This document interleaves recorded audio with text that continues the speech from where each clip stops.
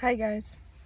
So I received a important message right now, which is around understanding what we need to learn in order for us to grow and release resistance. And a lot of times what's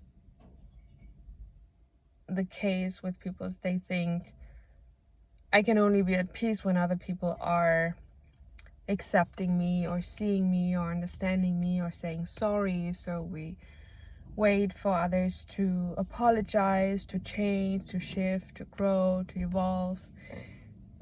And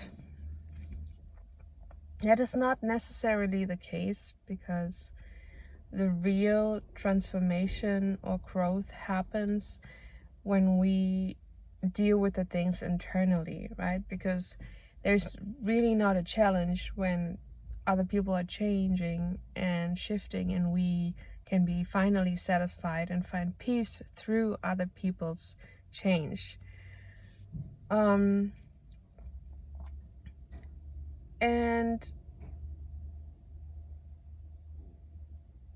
it's important to understand that our transformation and our inner peace is completely up to us 99% of the time.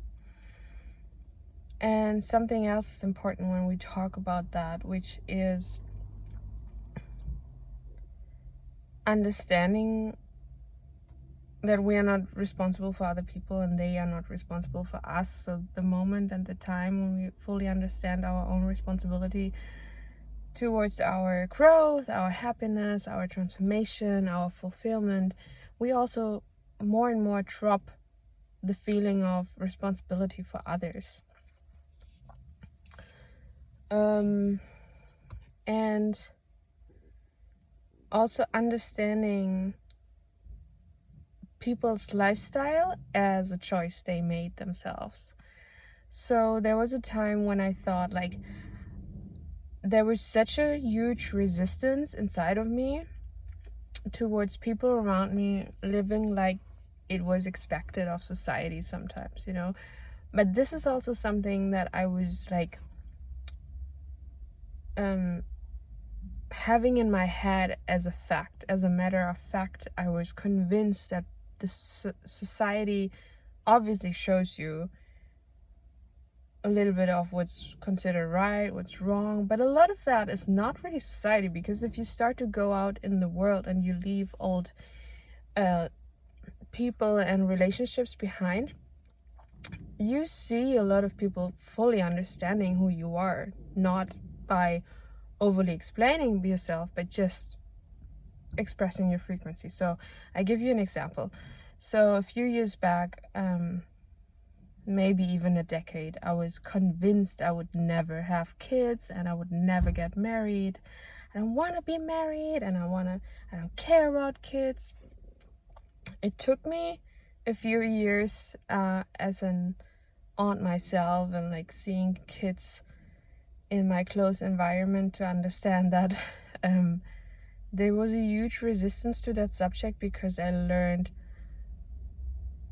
a lot about black and white, right and wrong decisions, and how you are supposed to live your life. So there was a huge resistance towards that topic. Today, I still don't know, but I'm much more open, and I lost my kind of resistance to it. That's one example. The same with marriage.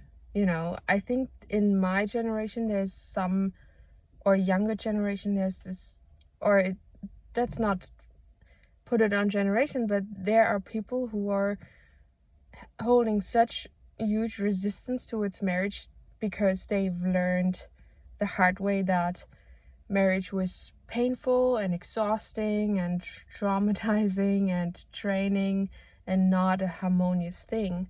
So they build up this huge resistance towards getting married because they learn that it's nothing that would make you happy.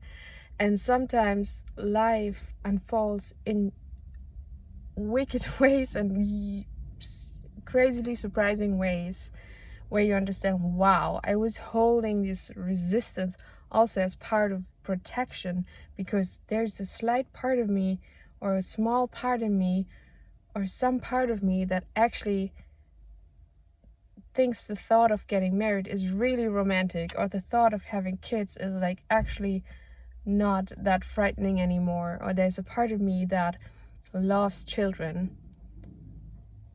But sometimes we hold this huge resistance towards lifestyle or decisions or a way to build our life, because we either learned that this is the only right way, so we hold the resistance, or this is the most painful way to live life. That's why people are a lot of times like, I don't want to have children, I don't want to get married.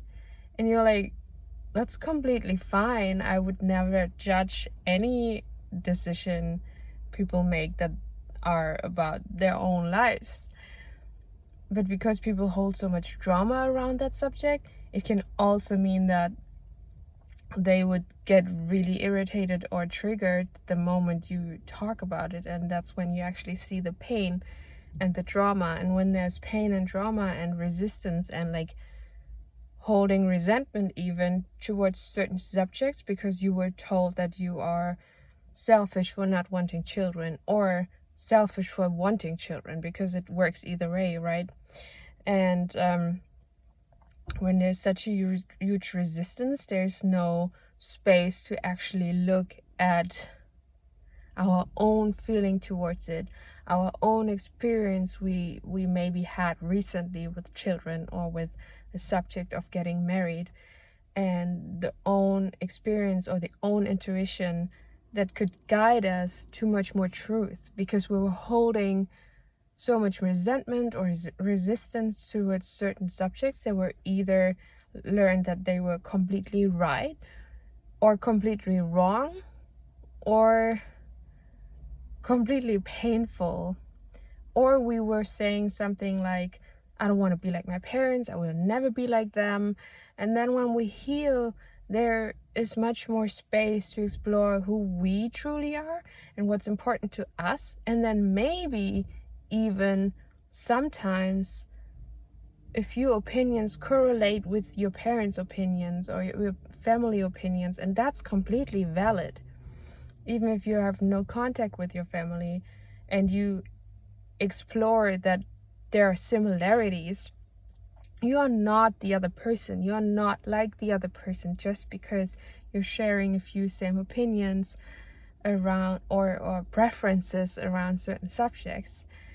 And that's the importance of healing and awareness and raising consciousness and being present with yourself and understanding, wow, I'm annoyed that, or I figure, or I explore that I truly love children and I could imagine having children myself, and it's not because of them or for them, but truly because of me. And I don't really like the thought because it's irritating, because I could please them, and I don't know if I would do it for them or for me, and it would be, I rather would be rebellious and not do it, but then it might be that I'm not happy because I'm doing it against them and not for me. So it's crazy how like healing unfolds and happens in so many layers and in so many stages of consciousness and awareness. And it's draining sometimes and so much work, because we keep peeling. We're like, oh my god, I love to have my own house, I love to have my own apartment, I love being in having things in order, I actually love having a car, I actually love I don't know, having a routine and having a 9 to 5. But I always thought I was this free spirit and this hippie who is barefoot all the time. You can be a free spirit and barefoot all the time and still love and value a job that brings you income and a sense of stability and routine. So that's part of awakening, that's part of growing up, that's part of maturing, that's part of awakening and ascension and healing as well. And it can be overwhelming and draining, because at some point we're like, who am I and what is me? But the moment and the more we stay open and flexible and loving and compassionate with how we grow and how we change and how we evolve, or maybe how we start to see much more different perspectives of who we are or preferences, the lighter and easier it is for us to just like flow and move through these changes in times and in life in general, and especially through like difficult times like right now, where like the world seems like getting more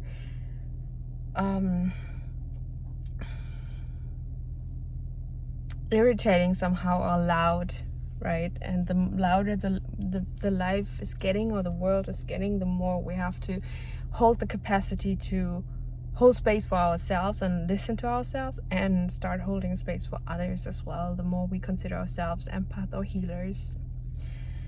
So that was the message for today. I hope that was helpful for you guys. Have a beautiful rest of your day. Goodbye.